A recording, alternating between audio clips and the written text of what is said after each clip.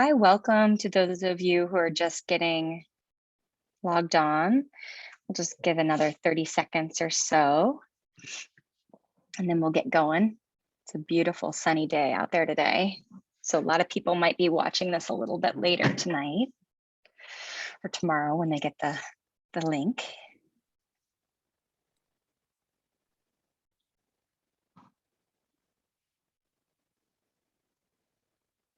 Okay, we'll go ahead and get started and people can join with us later.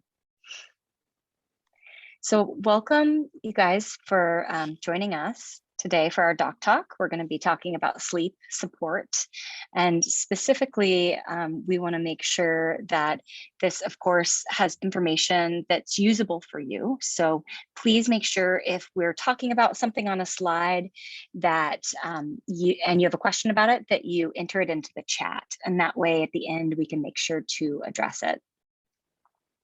So I'm joined here today with Dr. Mary, and Dr. Rosalie is still on maternity leave, but Dr. Mary and I are going to talk to you guys about sleep and what you can do to naturally support it.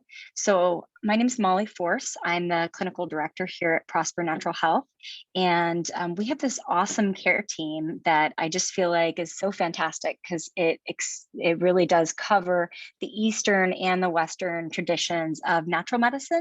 And as primary care physicians here in the state of Washington, we also have a lot of tools that we can use that are more conventional in regards to approach to. So it's a really nice dynamic for our patients of being able to support them naturally whenever possible. So sleep, of course, is critical to your wellness. And we know that about 43%, probably even more of the population says that they don't get enough sleep or adequate sleep. So if you find yourself in that category, that's something we definitely want to get addressed, because sleep has so many deep consequences in our health. So we want to make sure that our sleep is on board so that we're having healthy heart and vascular regulation. We know that sleep affects our immune response. We know it affects our metabolism and how weight is distributed for the body. We know that it affects our cognitive function and our thinking, in addition to how we perceive the world in regards to our mental health and our interactions with others, so social dynamics as well. So sleep is just so very important. And we want to make sure that as we go through these slides today, we can help you guys recognize what truly quality sleep is and understand its deep impacts on your health. Of course, we want to help you understand how we can evaluate it as physicians and how we can help measure good quantity sleep and how we can help you monitor your sleep. And then we're going to give you guys some really good tips and what we call health hacks to really support a healthy sleep cycle. So that's the really exciting stuff that we want to get into today. So in regards to sleep, we've got various signals that are coming from our brain. In our pineal gland, it's going to secrete something called melatonin, which most of you have heard of. Many of you might have already taken it as a supplement even. And melatonin is considered our sleep hormone, and we're going to talk in detail about what it does for us today. But what happens is we have this gland, which is secreting this hormone, which tells our body to relax and to sleep. And we can get into these different stages of sleep. So there's non-REM sleep, which is considered the quiet sleep. And then there's REM, which stands for rapid eye movement, which is considered our active sleep. Now, sleep comes in cycles for the body. So they're about 90-minute cycles, and they're typically, we want to get about 5 of these cycles throughout the night if we can. So we know that the different quality of sleep and the different stages has different influences on our physiology. So for example, when we're in this stage 3 part of sleep, for example, we have our muscles really relax and our blood pressure and our blood and our breathing rate just drops right down and becomes very normalized. And that's when we're in this deepest part of our sleep. So the different stages of sleep are going to be felt in different ways by our body and have these different chemical responses that our body is responding to. So how much sleep you need as an individual is going to be dependent on where you are in your life cycle. We know that children and babies need much more than adults. And specifically, we also know that our biologic sex can actually affect the quantity of sleep that we need. And often we find that women need more than men in particular times of their life, especially during fertility time periods, they're going to need more, and especially if they're pregnant, for example. So adults, the range varies between 7 to 9 hours that we're typically recommending. Children, we see as, needing as much sleep as 12 to 13 to 14 hours, and babies can need even more. We know during those first 3 months of life in particular, we need close to 20 hours of sleep. So sleep is just so very important in our growth process and in our recuperation process. So we know that sleep deprivation, like I was talking about, can affect our heart, it can affect our head, it can affect how we're perceiving the world, and it can affect our blood sugar. So we wanted to kind of put all of these on a slide here for you guys, just so you can review. And of course, all of us know that if we don't get good sleep, we get fatigued. But if we're having chronically poor sleep, that can lead to things like chronic fatigue, this feeling of poor concentration and brain fog that happens. And then we also have patients talk about mood instability, irritability, and issues of dipping either into anxiety or depression. With these hormonal imbalances that can happen with sleep, we get things like weight gain and insulin resistance. And that's where we start to see a dysregulation of body fat and how it's distributed on the body. And then we start to see these lack of drive issues come up for people. So both lack of sexual drive, like libido, and lack of drive to actually accomplish tasks. So sleep can be incredibly impactful, as you guys can tell. Okay. So next we're going to talk about hormonal influences on sleep. So our hormones are these chemical messengers that are floating around in our bloodstream and affect our physiology on a daily basis. And there are a number of different types of hormones that affect many parts of our body's function, and sleep is one of them. So when it comes to female hormones, progesterone is a major player, and we often see that that people with decreased progesterone in relationship to estrogen are going to have a harder time sleeping, and it can affect one's mood as well. So often increased anxiety. During times of extreme hormonal fluctuations, we'll also see sleep disturbances. So, when right before menses, when estrogen and progesterone get really low, that's often a time where many people will have sleep disturbances. And then also during perimenopause, or when hormones are roller coastering up and down, that can be a time to seek help for sleep as well. We also see the thyroid playing a major role in sleep. And this is because our thyroid is a very stimulating hormone. And so when we have low thyroid hormone, that's called hypothyroidism, we'll see a lot of fatigue, and often people will sleep more than they're used to. So that's a sign. Sleeping too much can be a sign of hypothyroidism, versus hyperthyroidism, or elevated T3 and T4, or elevated thyroid hormones. We'll see a lot of insomnia and irritability, and just people generally feel like they're keyed up.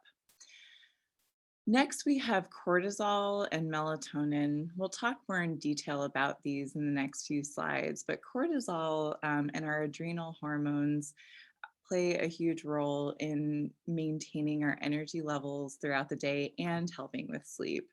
And then melatonin, as Dr. Mali was explaining, is one of our main, is the main hormone that helps regulate sleep that's secreted at a certain time of night. So next we'll talk about cortisol. So cortisol is known as our stress hormone. It actually gives us an anti-inflammatory response. So when cortisol rises, when we're under a lot of stress, we'll see our immune system function go down. We'll also see increased blood sugar, changes in our salt to potassium ratio, and increased blood pressure. And most importantly to this talk, it affects our sleep. So what we want with cortisol regulation is for us to have a nice rise in cortisol early in the morning, and then for it to slowly decrease throughout the day. When it gets dysregulated, so we'll have an increased level of cortisol at night, or perhaps a decreased level of cortisol in the morning. We'll often see folks feeling tired earlier in the day and then having a harder time sleeping at night. So lowering your cortisol levels is critical to enable proper sleep patterns. And we want to do that by reducing stress. So there's kind of a chicken and egg pattern where elevated cortisol will make us feel more stressed. And by managing our stress throughout the day through many techniques we'll discuss later, we can actually help decrease our cortisol and regulate our cortisol levels. So next we have melatonin. This is known as our sleep hormone that's secreted by the pineal gland that's at the base of our brain. And this is the opposite of cortisol in its daily rhythm. So again, cortisol rises in the morning and then slowly decreases throughout the day to allow us to sleep in the evening. And melatonin is going to have this burst, this kind of peak about an hour before bed, depending on our own circadian rhythm. So we'll discuss melatonin supplementation later, but the cool thing is we actually produce it in our own bodies, and using it as a supplement can kind of help us re-regulate our melatonin cycles that we want to promote for proper sleep. So on this slide, this shows the synthesis of melatonin.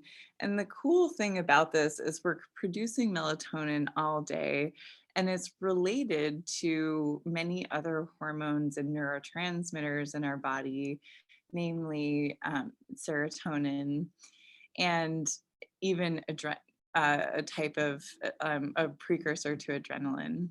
So one of the things we want to think about is getting our proper doses of amino acids throughout the day, including tryptophan, for promoting this hormone cascade throughout the day, and so that we have a sufficient level of melatonin that we produce naturally in our own bodies at night.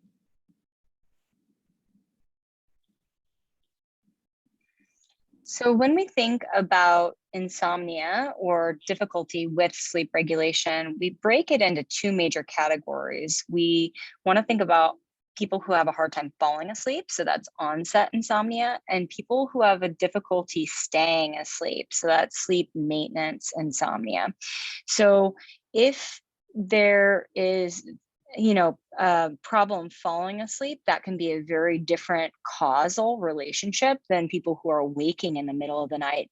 And then there's the unfortunate pairing for people who cannot fall asleep and they cannot maintain sleep. So if that is the case, that is, kind of what we would consider the hardest of the categories of sleep. So if you're somebody who that you just really struggle to fall asleep and you kind of stay in that waking state, but then once you fall asleep, you can get rest, then we're thinking about very different causes for you versus those people who can fall asleep immediately, but then wake up an hour or two after and then just cannot fall back asleep. So we want you guys to be thinking about the type of sleep category you fall into for sleep difficulty, if that is an issue for you, because it gives us a lot of clues about what can be going on. And so much in naturopathic medicine and natural medicine in general is understanding what the cause is so we can address the cause. And by doing that, we can make sure that we do not have, that we're able to actually treat appropriately. So there are three main categories we like to think of for the different causes for insomnia. We can think about physical on things that are physically waking us up. So that's like a disruptive sleep environment, or my children, for example, or a cat or a dog that comes in the middle of the night. Pain and discomfort is a really huge category there. So if you're somebody who really struggles with, chronic pain, back pain, hip pain, and that is waking you up or not allowing you to get to sleep and having an issue with that onset insomnia, then that is a causative reason that needs to be addressed to get that deeper sleep.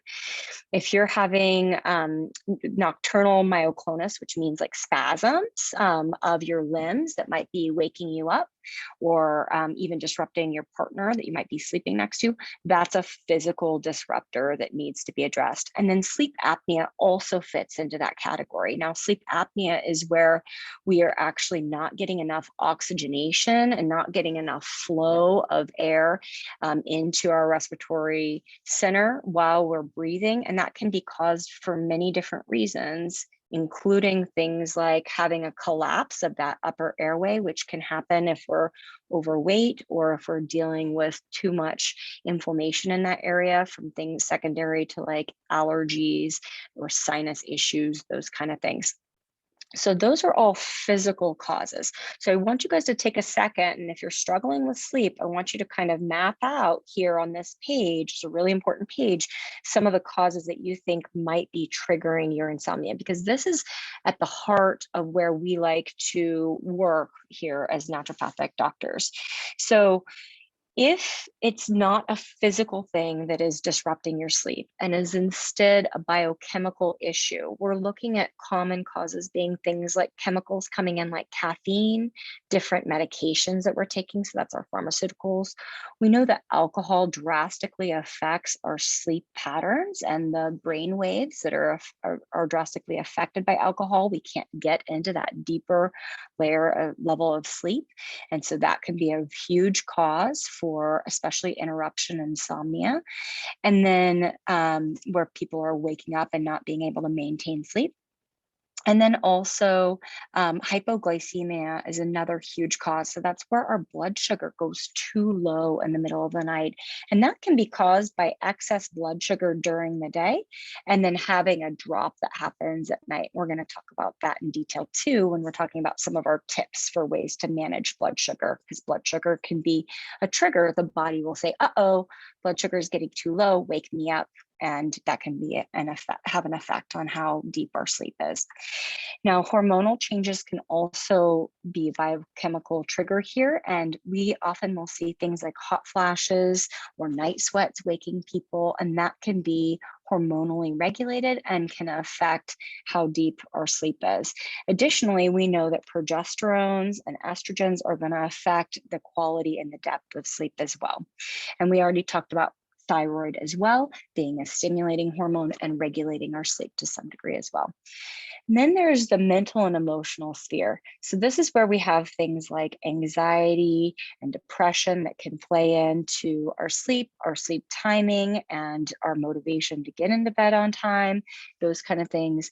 We have all kinds of emotional triggers that can come up, as well as like post-traumatic stress, things like that can be very disruptive to sleep. And then we could also have even phobias that can be developed that might have to do with evening time or quiet spaces, or even the fear of not being able to get to sleep if people have had trauma around having very bad insomnia or lack of sleep. The body does not like that lack of sleep, and so it can be a traumatic can be a traumatic event that feels like it's being triggered by the body. So think about these causes and think about what out of these might be going on for you, and just start to categorize those, because those are going to be really helpful in the treatment here for you guys. Okay, so now we're going to get into some ways we can evaluate our sleep.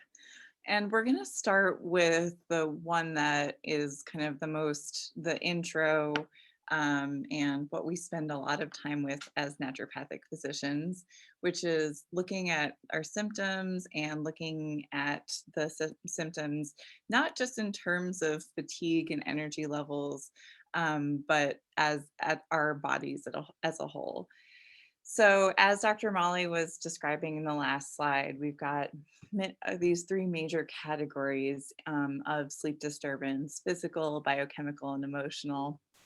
And there's going to be different symptoms that arise with each of these categories and with each of the underlying causes of sleep disturbance.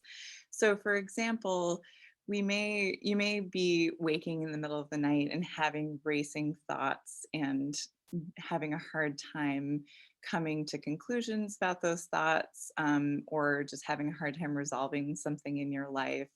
That may be more of an emotional piece that needs to be addressed with counseling, for example.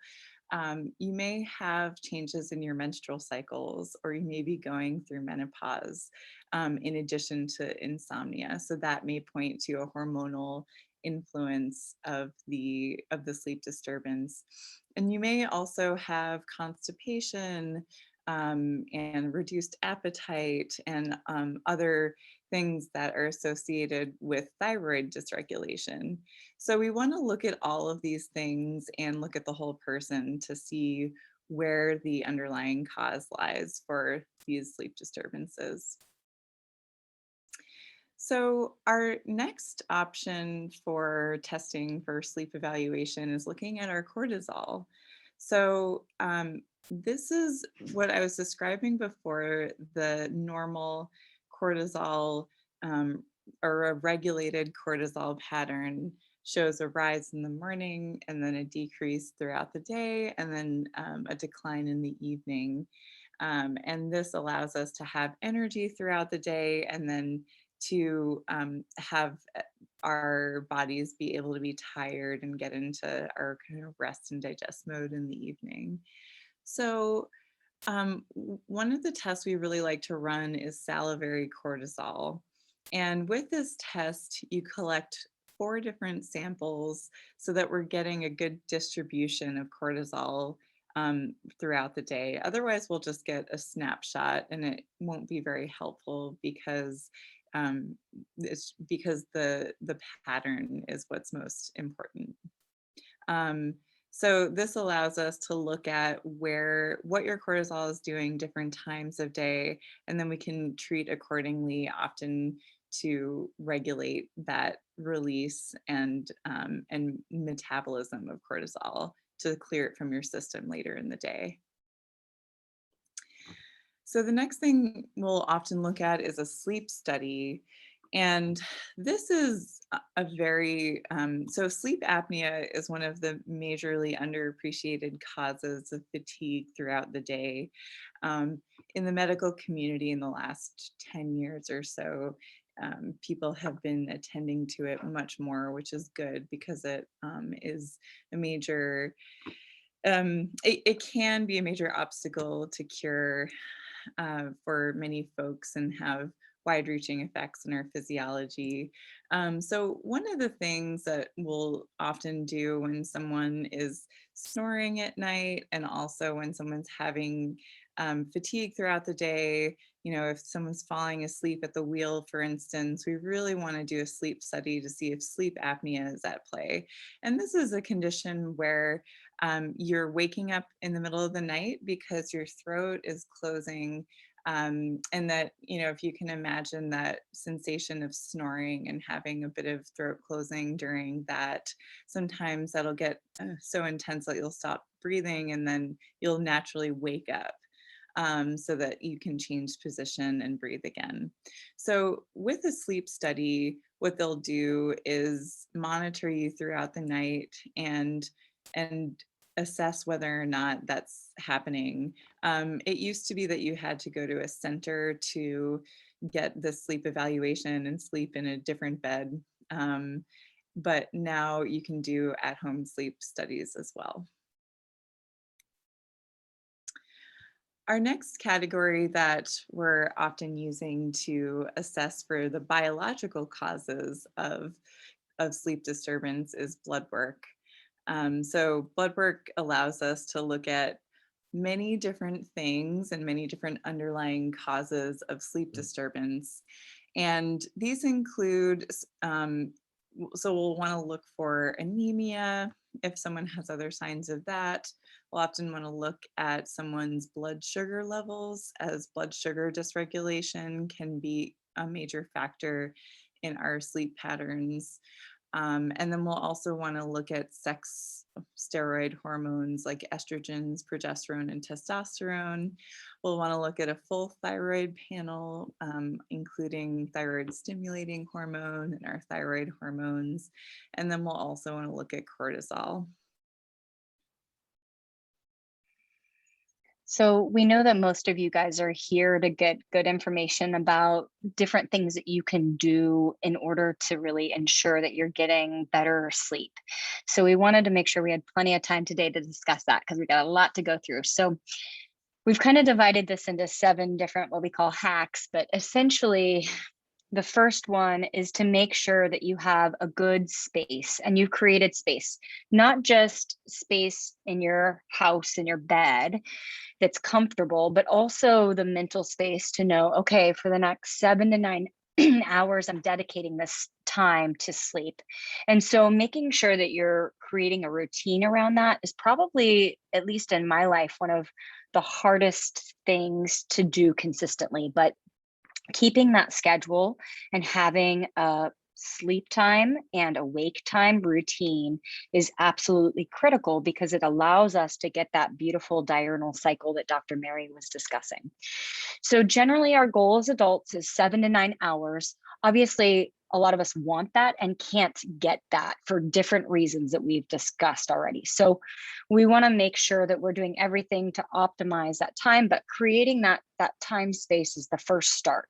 We want to make sure that our room, the place that we're sleeping, is not going to have stimulants. So that can even be things like electronics, and we know light stimulates the pineal gland and will decrease our melatonin release.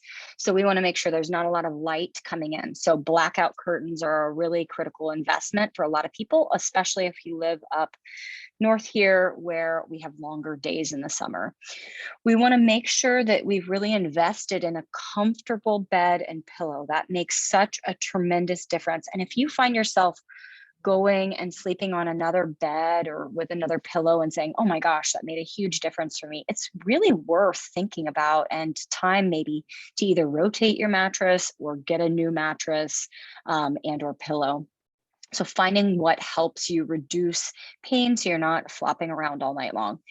We know, and a lot of this is really basic to start with here, but we know caffeine, of course, after noon can be a huge stimulant, especially if it comes in after bedtime or in the evening close to bedtime. And don't forget about little things like dark chocolate. That's going to have a caffeine load. So it all adds up throughout the day. And we want to be just making sure that we have these basic pieces in play first. So my biggest suggestion here for this first step is set that routine. So we want to think about our rhythm throughout the day. Now, This includes the moon and sun cycles, but it also includes our food intake. We know that food intake influences our cortisol and our melatonin output. So we want to make sure that we're choosing set times throughout the day to have food and we're sticking with it. And that can be drastically changing for those of us who have different work schedules versus the days that we're off. If we're retired, it's a little bit easier to set certain times, but choose either your 3 square meals or your 2 meals a day and make sure that you're sticking with it. There's studies that show even varying that by 30 to 60 minutes during the day can cause increased cortisol to be released. And remember that that drastically affects our melatonin because they have inverse relationship. We also know that a regular movement and exercise routine, the timing of that also influences this diurnal cycle. That's going to directly also affect those cortisol levels once again.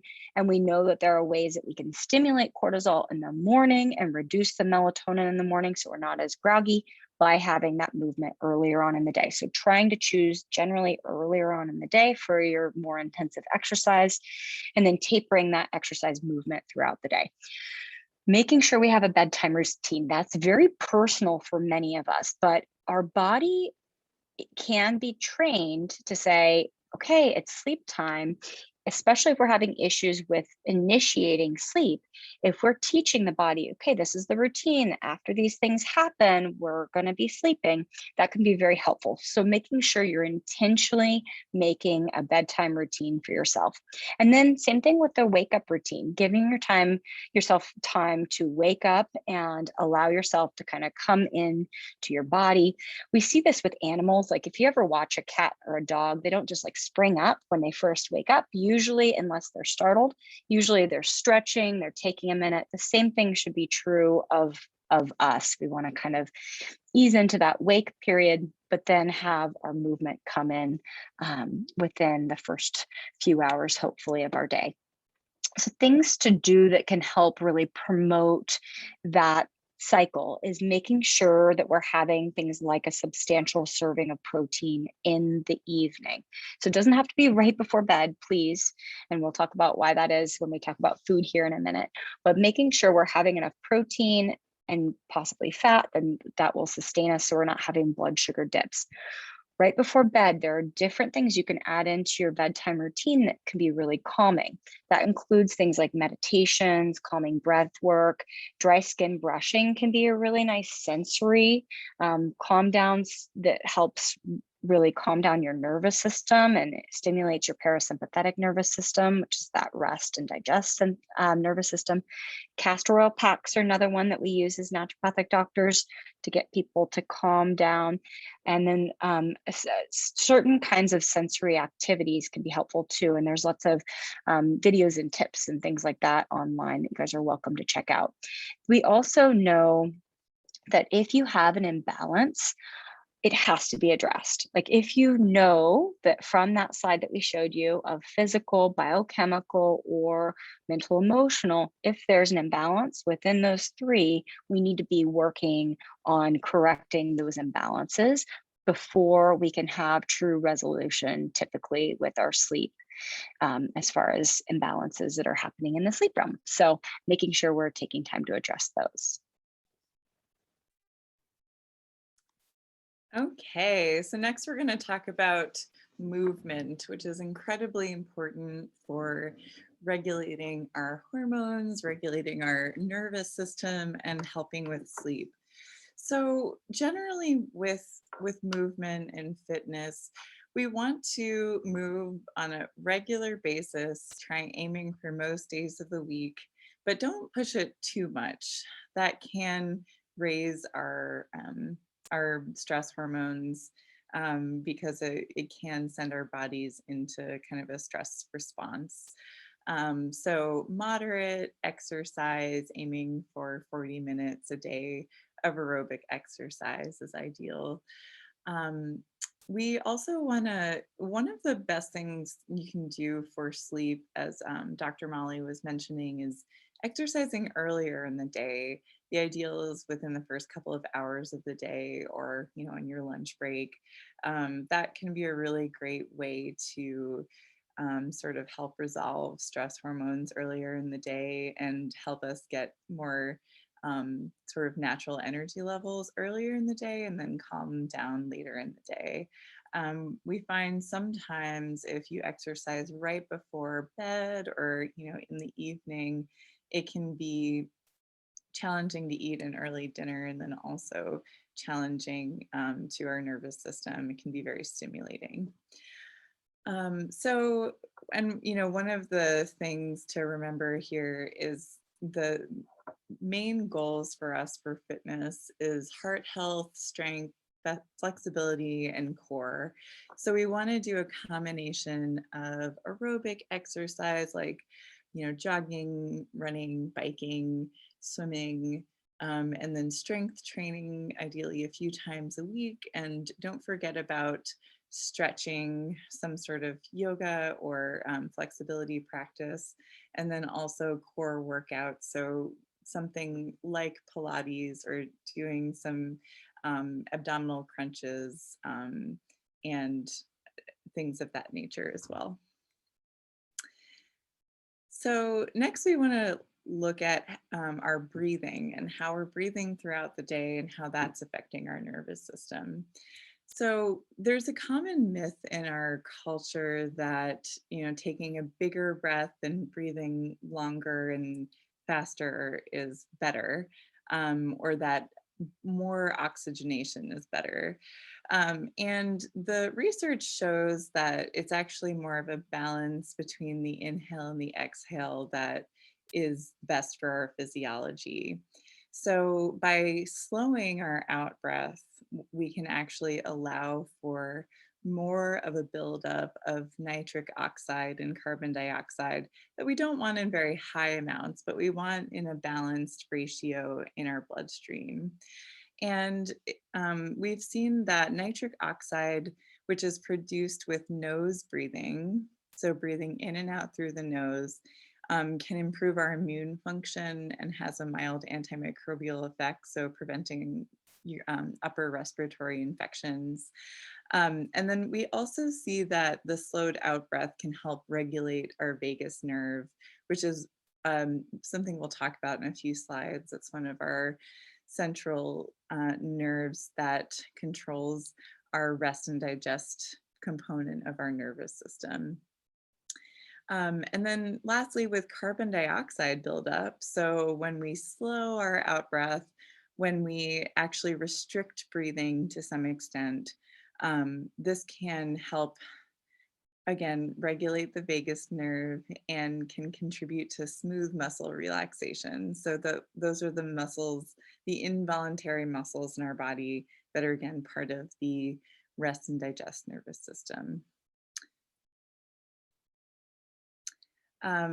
One thing, if you're having a hard time with, so some people have anatomical blockages, whether it's nasal polyps or, a sort of unusual shape of their nasal bone, that can impact our breathing, especially through our nostrils.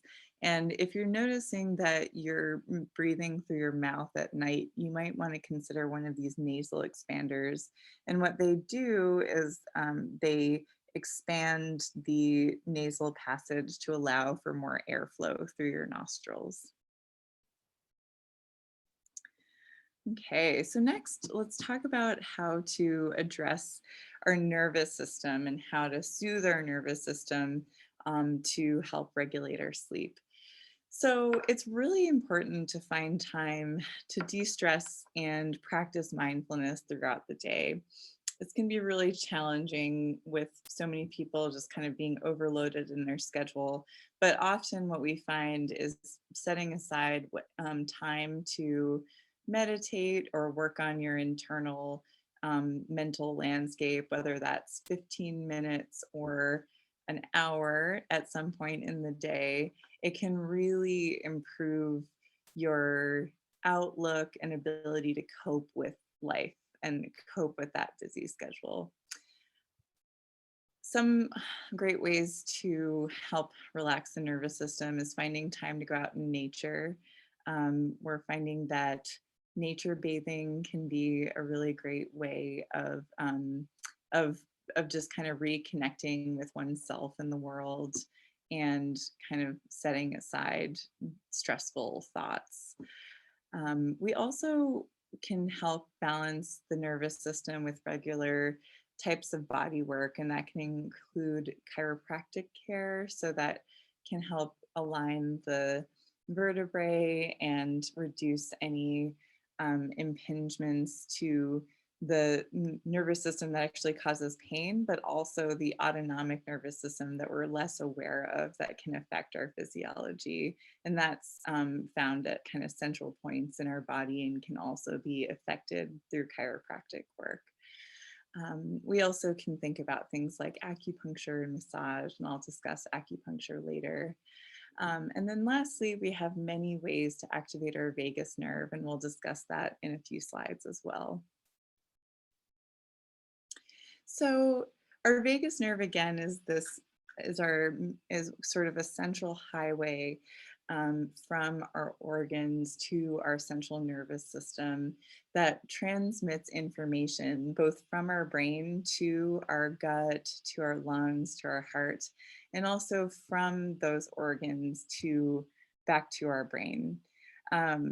So, we're kind of constantly sensing these things in our bodies, and we may not be consciously aware of that sensing. We don't necessarily feel a shift in our microbiome or notice a shift in our microbiome, but that sensing from our vagus nerve can impact our mood and anxiety and sleep patterns. So we want to really support this nerve, which is our central kind of communication system. And some of the ways to do that is to control stress. So again, working with mindfulness, breathing practices throughout the day is going to help us get into parasympathetic mode, which is that rest and digest action of the nervous system that the vagus nerve is so central to. We also want to focus on the gut. So again, the dysfunctional microbiome can really impact that gut-brain axis. Our microbiome is resident bacteria and viruses and fungi that live in our digestive system. And when that's out of balance, we'll often see increased anxiety and depression. So sometimes we'll want to address that through things like probiotics, through things like increasing fiber in the diet, and providing prebiotics for those bacteria to be happy and healthy. Cold exposure. So if you're in the Port Townsend area during this time of year, this is a great tool to kind of shock and override the nervous system through jumping in the water that we have readily available. It is a way of, so cold exposure is a way of activating the parasympathetic nervous system. And if you can imagine the sensation of jumping in cold water, there's this sort of sense of relaxation and kind of refreshment afterwards. And that is kind of a central piece of this hydrotherapy tradition that came from Germany. And it's a really great tool. We've seen it work with depression, and it's again a way to it's almost like a reset for our nervous system, and a really nice thing to do in the summertime out here. We can also activate the vagus nerve through singing, humming, and chanting. Those are ways that humans have bonded throughout the centuries. And that is really great way to slow our breathing, slow our out breath, and get that kind of community involvement as well. And then again, daily exercise is key. And then acupuncture, specifically auricular acupuncture, is a great way to access the vagus nerve externally. We'll discuss that a bit later. So let's talk about foods. This is a massive category. So what we decided to do in regards to sleep support is kind of break it down into some of the highlights. So we know that B vitamins are really important. And one of the reasons for that is if you think back to that slide that Dr. Mary showed you for the synthesis of melatonin, how that required that we go through the serotonin pathway, start up from tryptophan.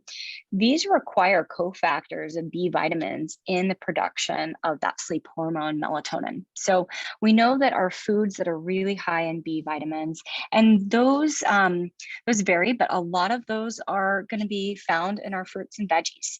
And so we want to make sure that we're including those in our daily diet. And we also know that foods that contain calcium and magnesium can also be helpful for that, for our sleep cycle. And that we think about that magnesium in particular being helpful for that relaxation of our muscles. And a lot of that rebound that's happening for our muscles from the daily use is happening while we sleep. We know that our high protein foods are going to be particularly helpful later on in the day to keep us sustained throughout the evening so we don't have blood sugar instability. And we know that our healthy fats will also help us with that. And particularly, we like to include our omega-3 fatty acids because these are so important for the health benefits to our brain, but also to our peripheral tissues. Almost every cell requires those omega-3s for the phospholipids to be able to work. And we know that that's really important for our brain recovery while we're sleeping. So we want to think about each of those categories being met. Now, throughout the day, we of course want to make sure that we're chewing our food really well and digesting well. We have an entire talk dedicated to digestion, and we'd love you guys to watch. There's recordings online on our website for that, and we'll talk about those at the end. We'll invite you guys to go and peek at some of those later. But if you think that digestion or diet might be at play for you with your sleep, please make sure you check those talks out because we go over that stuff in detail. Now, we want to make sure we're chewing so we're getting our nutrients absorbed and breaking down food easily and not having indigestion and things like that that can wake us up. We also want to make sure that we're avoiding a whole bunch of liquids while we're eating our main food. Little sips are okay, but the standard American thing of drinking 2 or 3 big glasses of ice water with our meals isn't acceptable because it affects our pH of that food that's coming in, how it's affected by our digestive acids. We also want to make sure that we're not eating right before we go to sleep. We know that if we can avoid food 3 hours prior to sleep, that provides a more restful night's sleep for most people. We'd want to tend towards having our lunch be our biggest intake of food throughout the day. And we see this reflected in the Eastern natural medicine traditions. So we want to think about really eating the biggest amount of food with the height of the sun. We also know that if we can keep that protein, like I've been talking about, really helping us maintain our blood sugar, then we won't have that middle of the night wake up. That's usually our body, a lot of times, if it's a blood sugar imbalance issue, telling us, quick, I need to go get a midnight snack because I'm bottoming out and we need fuel for our brain to continue on. So things like our meat and fish, or eggs, or if you want more vegan options, the beans, tofu, lentils, quinoa, and soy products and nuts are great options. So all of those are good options to help our protein. Now, we say not peanuts here, and that's just a little bit picky. Peanuts aren't a problem for a lot of people, but for some people, they're more pro-inflammatory. So we just want to always differentiate that. And they're actually a legume. Now, things to include. These are our general recommendations for a more anti-inflammatory lifestyle.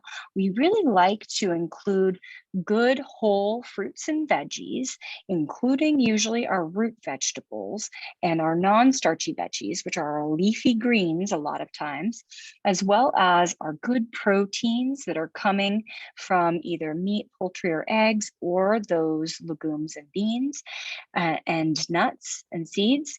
And also we like to make sure we're having those healthy fats as well. So some of those can be coming in from our nuts and seeds, but also from things like our good quality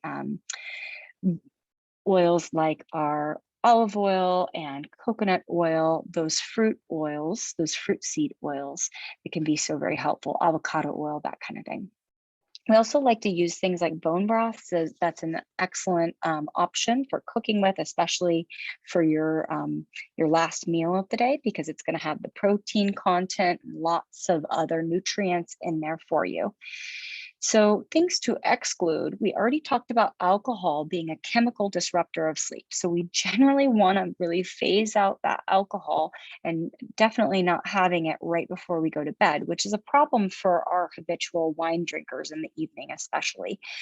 So making sure we're not having a high quantity of alcohol, not to say that all alcohol is bad, but keeping it really metered. And if you're having sleep issues, considering taking that alcohol out until the sleep issues have resolved and you know you're sleeping well and that's not impacting your sleep negatively. We want to make sure we're really avoiding the processed and packaged foods that are just so readily available to us here in our diet here in the US.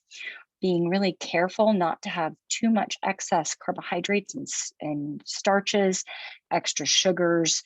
So being really cautious of those sweets and those processed foods, and the processed fruit juices in particular are very high in those sweets. All of those are going to take us on this blood sugar roller coaster that take us up during the day and then will crash us down when we go to bed and often cause instability in our sleep. So just being cautious of those. Now, a big question we get quite a bit in our practice is if intermittent fasting would be helpful for patients. This is patient dependent, but for many of our patients with sleep issues, intermittent fasting is a fantastic option. Now, the reason for that is we are training our body to really utilize fuel from a limited period of time, often something like 10 or 11 a.m., and then stopping by 6 to 7 p.m. So what that allows us to do is make sure we're not snacking right before bed, so our digestive process isn't going all night long and interrupting our sleep. But we want to make sure if we're doing that, we're getting adequate protein throughout the day and definitely ending on a nice amount of protein. But this has been something I've seen time and time again make a huge difference for patients. And if it's something that you're struggling with or would like help with, it's something we work with patients quite a bit on, is helping them ease into intermittent fasting and make it a really sustainable long-term part of their health plan. So we want to talk about some supplements as our next hack, because of course, those can be very helpful tools for us. We have two kind of different categories here. We've got our vitamins and minerals, which are going to include things like our B vitamins, our vitamin C, or vitamin D, or magnesium, or zinc is another mineral. And then our botanicals, which often are going to include things like our anti-inflammatories and our adaptogenic herbs. Now, our adaptogenic herbs like ashwagandha, rhodiola, schisandra, those are going to all be herbs that help modulate our cortisol release and help our adrenal glands and this connection with our brain and our adrenal glands regulate that cortisol release. And that is going to deeply impact that melatonin cycle.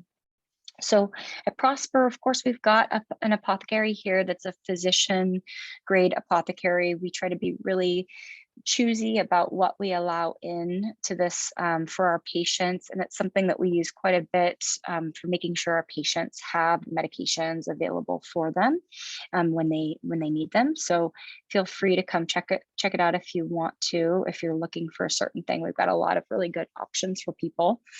Now, with our favorites here that we're often thinking about, we a lot of times will want to stimulate the melatonin pathway, but maybe a person can't tolerate melatonin directly. So in that case, we're oftentimes giving things like the precursors. So that might be the L-tryptophan. You guys might recognize that amino acid from Thanksgiving, from turkey.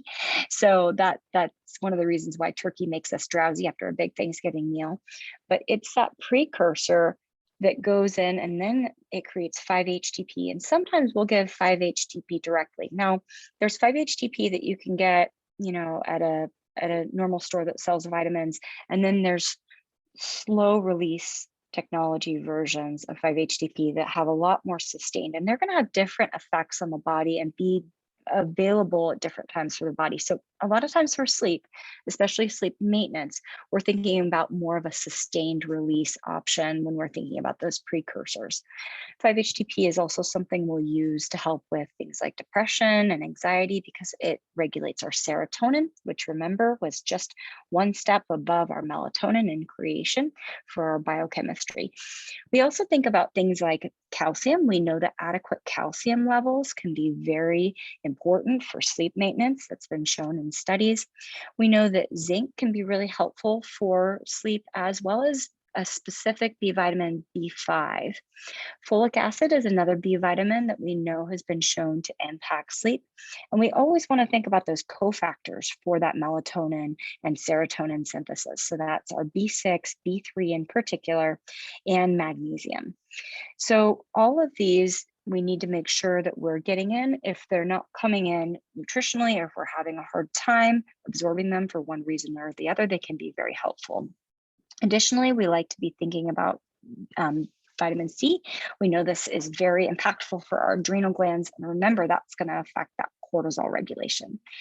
We've talked about magnesium. For some people, they might need omega-3s if they're not getting an adequate amount in their fish, if they're not, or fish and seafood intake. So if they're not having that come in, daily or every few days, then we'll make sure that they're getting their omega-3s. And then adaptogenic herbs are another category that we like to think about. And one of our favorites there is this product called Adaptogenic. And what it has in it is it's a different combination of rhodiola and ashwagandha and Siberian ginseng, a few other adaptogens. And these herbs, once again, modulate. They help if we have too much cortisol, and they help if we have too little. And depending on what's going on for the patient, we'll have them take them during different times of the day to help modulate that cortisol production. Because once again, cortisol and melatonin inverse, right? So when one goes up, the other one goes down. So melatonin for sleep, this is also a big question mark because it's going to be dependent for you as an individual. So we've found here, especially at Prosper, we really believe that this is not a cookbook sort of situation where one size fits all. So melatonin is not appropriate for every patient. And for some people, it makes their sleep much worse. So they may not need to be supplementing with it, or they may need a specific form of it or a specific dose of it. So this is a science that's very individualized. So there are different types of melatonin in the market. If you haven't played around with them, just so you know, the most common dosing is between 1 and 3 milligrams, okay, of standard release melatonin. We also have very high doses of melatonin available to us, up to 20 milligrams. Now, some people tend to need this for sleep if they have jobs that really dysregulate their sleep, or certain travel requirements that dysregulate their sleep. Sometimes they need much higher dose, or they've been on a higher, like 3 to 5 to 6 milligrams for long periods of time, and they're no longer responding. Sometimes they'll need higher doses of melatonin, but usually these higher doses are reserved because they're a very strong antioxidant. They're reserved usually for our cancer patients. So this is something that's known to be helpful in the oncology process. We can utilize it as a very strong antioxidant for the body. Now, generally, though, we tend not to want to give high amounts of melatonin because we want to stimulate your body's own ability to make it. It can be a very good tool if we need it, but if we can get your body to make its own, that's always our goal as naturopaths. So the other option for us, for people who are dealing with maintenance insomnia, so they're waking up multiple times throughout the night or waking up and not being able to sleep, but maybe they have to pee and then they just can't get back to sleep. That's where that slow release technology comes in, and that can be very, very helpful. So we have some patients who end up needing both. They might have issues with onset insomnia and need an immediate release melatonin an hour to 30 minutes before they go to bed to help them fall asleep. And then they also take at that same time that slow release technology that helps them maintain the sleep throughout. So remember, melatonin is not a one size fits all. It may change your requirements personally, may even change throughout your life or dependent on what's going on. Ultimately, we find that melatonin is not a problem longer term, but we don't want to continue to use higher and higher doses. That's always a little bit of a red flag for us because we don't want a dependency, if you will, on these. So we want to be supporting our body's ability to make its own. Right. So thank you, Dr. Molly. So next we're going to talk about herbal medicine for sleep. And these are some of the most commonly used herbs for sleep, including passion flower, which you can see to the right is a gorgeous plant. We also have valerian, lemon balm, and hops. So these are all amazing for sleep, relatively well tolerated. Valerian is one herb that can cause a bit of um, a what we call a paradoxical effect. So sometimes when folks take it, they'll fall asleep immediately and then wake up and be very anxious and kind of out of sorts. And so that's one thing that we want to be aware of, is that possibility. It's a small percent of the population, but enough to kind of have that in the back of your mind and to shift gears if you do notice that. But it's often a very effective nervine herb to help slow down in the evening and fall asleep. And these other herbs are a little bit less sedating. So passion flower, hops, and lemon balm. These are other types of nervines that you can use earlier in the day in tea or tincture form to kind of um, reduce anxiety essentially and get you ready for sleep later in the day. And then the one other thing to note about all of these herbs is you should talk to one of us or another doctor if you are taking any psychoactive medications, because they do act on our neurotransmitters. So if you're taking antidepressants or any medications for sleep already, it's good to check in about that and make sure that you're safe to take these herbs, because they are quite powerful sometimes. So here's an example of an herbal sleepy time tea that you can actually make at home. And this is a really great way to develop an evening ritual, as long as you're not having a hard time with urinating throughout the night. Tea is a really great option before bed. And you can make a cup of tea and start sipping it about an hour before bedtime.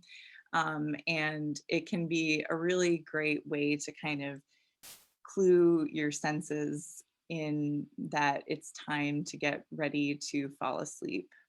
So a bit of a Pavlovian response there.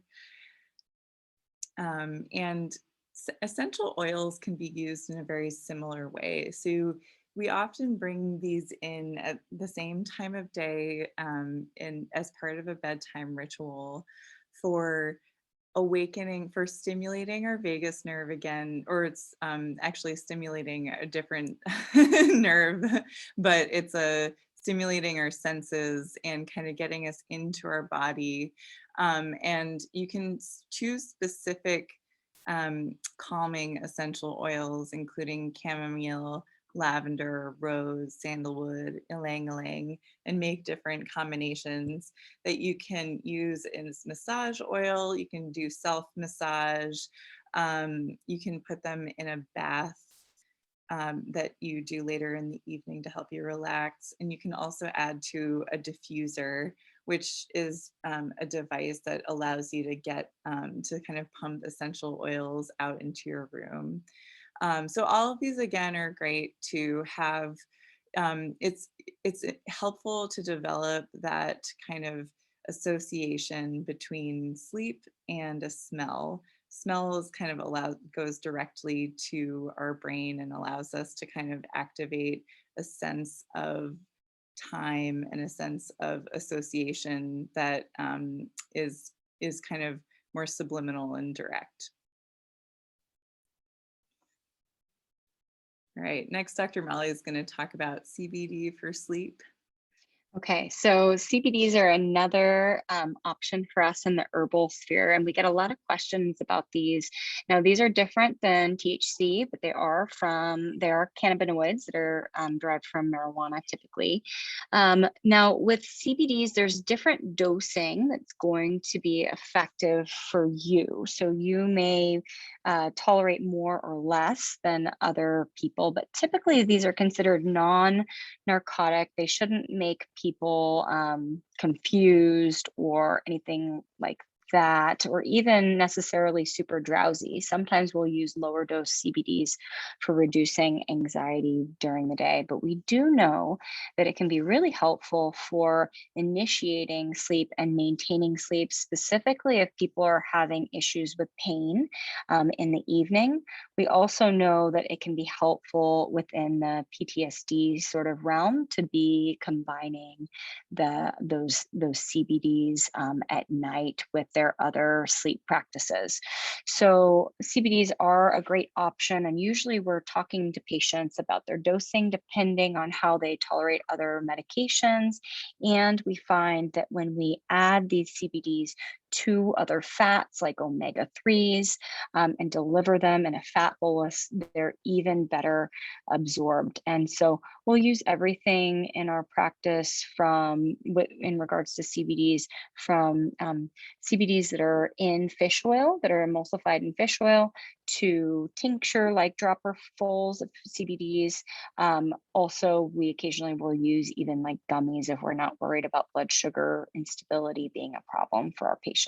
So these can really help be an additive layer to just help people relax and get better sleep, and they're considered to be antioxidants. So we find them to be helpful for brain health and as an overall thing to help reduce inflammation for the body. So the last hack here is really making sure that you're checking in with your mental and emotional self, making sure that you're taking time to have that either quiet space or that reflective space. So for you, that might be meditation or prayer or a combination of the two. It might be doing those nature walks and that time in nature that Dr. Mary was talking about. There are a lot of different tools out there for this. People have found that EFT, the emotional freedom technique, which is a series of tapping that you can do, can be really helpful. And there are tons of free videos online for how to do that, and specific ones for sleep that you can do before bed. There's also, the option, of course, of journaling, and that can be very powerful, or even having a intentional conversation around gratitude and being calm with another person. So it doesn't have to be a solo practice, but it is something that it's really important to make time for, because ultimately we want to make sure that we're addressing that third quadrant of that mental and emotional piece. So making sure that you take time to come up with a stress relieving practice and having it on, just as a quick thing that you can make sure you're checking in with yourself if you find that your stress is building, making sure that you haven't, stopped your journaling or stopped your meditation time. Even just quote unquote meditating or creating space for that while you're laying in bed trying to drift off to sleep for a minute or two is a great start. So creating some space for it is the first step in making it a pattern for yourself. So we also, through Prosper, offer these self-led different applications, these programs that we have on our website. And so essentially what they allow you to do is download a health app tracker to your phone, and it will give you different food suggestions, different supplements if you want to do that, different recipes, different shopping lists, things like that that you can use. And then it allows you to track your goals and your metrics, like how well you sleep and how well you did with your water intake, with your food intake, those kind of health goals that you may have.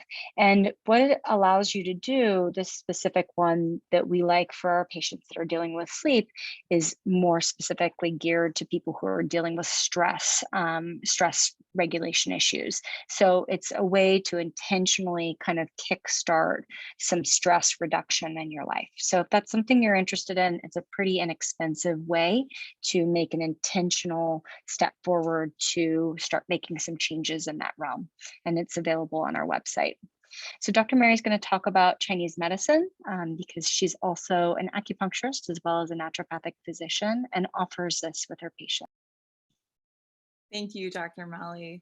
So here I'm going to dig into some of the kind of concepts of sleep in traditional Chinese medicine and how I like to treat it with acupuncture and Chinese herbal medicine. So in traditional Chinese medicine, we have these concepts of the 5 elements. And these include metal, water, fire, wood, and earth. And these all affect the body in different ways. They're all associated with 5 major organs. And the goal of traditional Chinese medicine is to balance each of these 5 elements and to support the organs through this balance. So these organs include the heart organ that I'm going to describe in a couple of minutes. And it's important to remember that the organs are similar to our Western concept of the organ, but they're not an organ that you can kind of cut out and hold in your hand. They're they're a concept. And we also have these ideas of qi, blood, yin and yang, and they all play essential roles in traditional Chinese medicine. So qi is the activating kind of metabolic movement factor in the body. Blood is what is similar to our concept in Western medicine of blood. It nourishes and kind of lubricates our body and also helps ground our mental processes. So it's a big part that we're going to discuss in the sleep issues here. And then we have yin and yang, and yin is our kind of grounding, cooling, nourishing quality versus yang is our activating,